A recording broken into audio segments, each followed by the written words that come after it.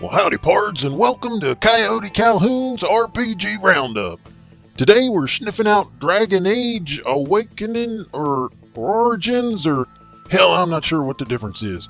Let's just skip the trimmings and call it Dragon Age 1. Alright, now this here game is made by BioWare, and they already went and done and made a Dragon Age 2. Of course, on that one they kept it simple and just called it number 2, which ain't right because it is a good game.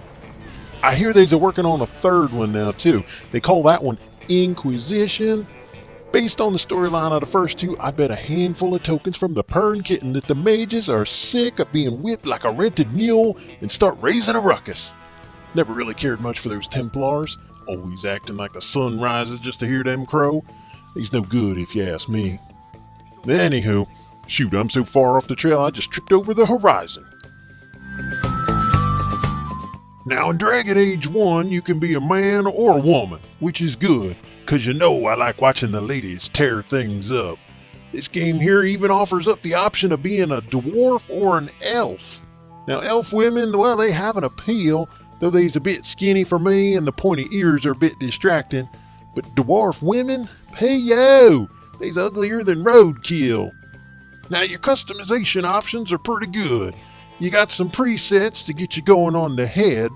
Now you can just stick a fork in her hair and call her done, or keep going and make her extra special. You know, just the way you like.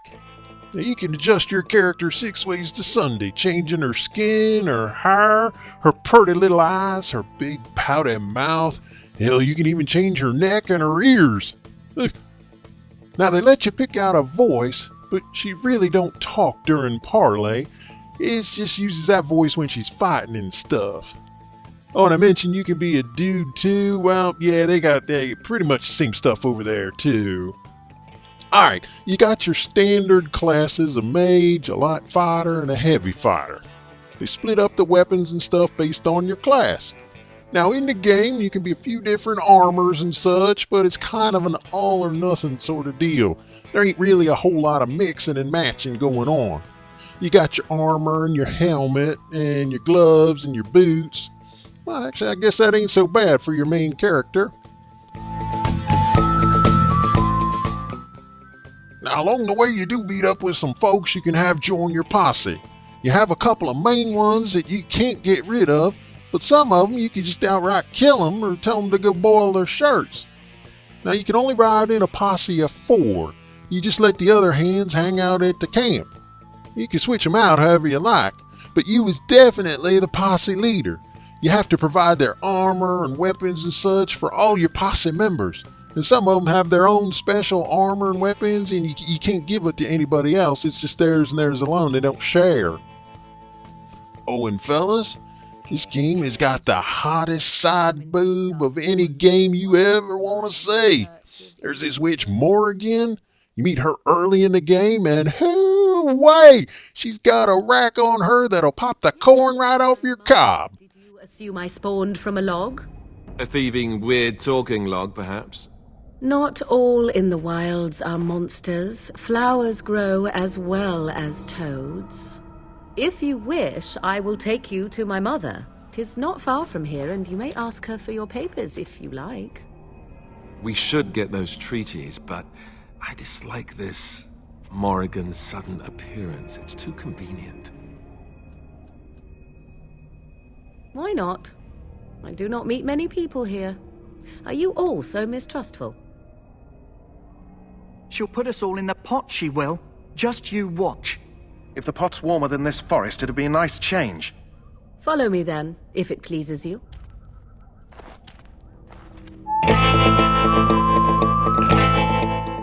Fighting is pretty much the standard. You get to pick from a bunch of different kinds of attacks and you assign them to buttons. Now with your posse members, you can kind of give them preset assignments. So like maybe your mage, you want to have them stand back and just throw fireballs in from afar. And if you have a big burly dude, well, maybe just go ahead and let him charge in like a tornado in a trailer park. You can change them up as you please at any time. Now I know some of you like a little romance in your RPG, while others think it's dumber than a handle on a piss pot. Personally, I like a little interaction twixt the characters. Well, Pard, If you like romance, this here is the game for you. You can start up a hot and heavy with just about everyone in your posse. They don't pay no never mind to gender or race. Except for side boob Morgan, she only rides the studs. You get one makeout scene the first time you take a tumble with somebody, and after that it's just a dark screen. But that first time, damn, I was pitching a tent that would have stood through a hurricane.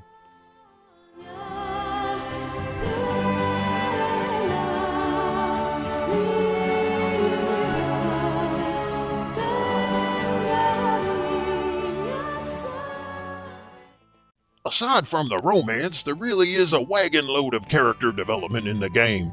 If you ride with pretty much the same posse the whole way through, you really get to know the characters, and you kind of feel like they're going to be your parts after the game is done. I like the way they jaw amongst themselves while just plodding along through the woods and stuff. Each has their own personality, and they don't all get along like peas in a pod. Well, aside from the fact that she's a complete and utter bitch, no, I don't like her at all. Why, do you? Great. I am thrilled beyond words. No, really. Have a care where your eyes linger, Alistair. Yes, well, don't worry. It's not what you think. I see. I was looking at your nose. And what is it about my nose that captivates you so? I was just thinking that it looks exactly like your mother's. I hate you so much. What? Never mind. Now, what really makes this game top-notch is that depending on the race you picked at the beginning of the gameplay is different.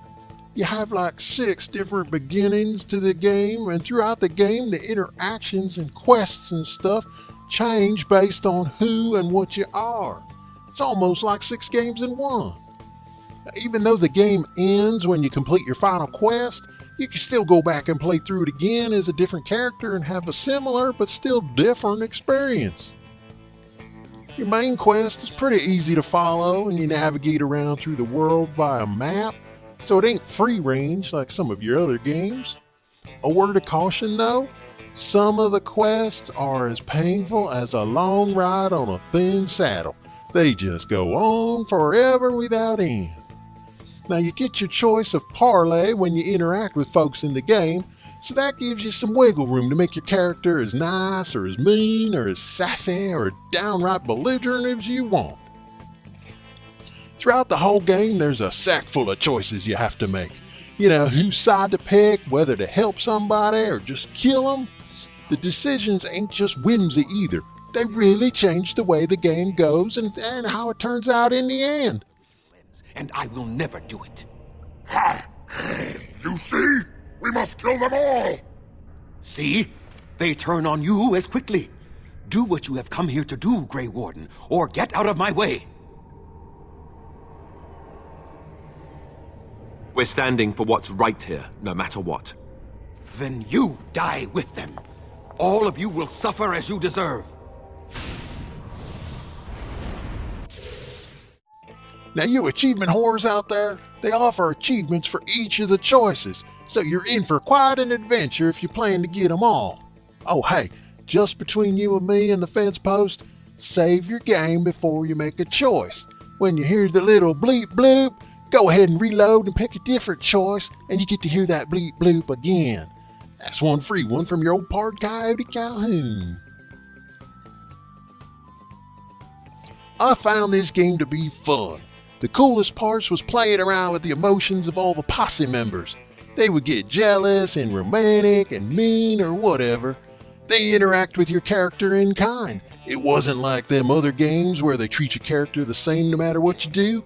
It had real consequences. Maybe it's just me, but I like going back through and playing the game over as a different character types just to find out all the differences, you know. After you finish the game, you feel like, you just want to hang out with your posse some more. But you can't, because they all done rode off. Playing through again gives you that chance. It's a warm feeling. Okay, so overall, for Dragon Age 1, we got for character, Well, let's go with 4 out of 5 howls. Gameplay, I'm gonna go for 4 for the parlay. I like that kind of interaction in the game. Story, I like caring about the characters, but some of the quests, dang, they were just too long. I'll give it a 4. Fun factor, 4 howls for getting to replay the game as a different character. Well, folks, that gives us an overall rating of 4 out of 5 howls. Folks, that's pretty good. Sniff you soon.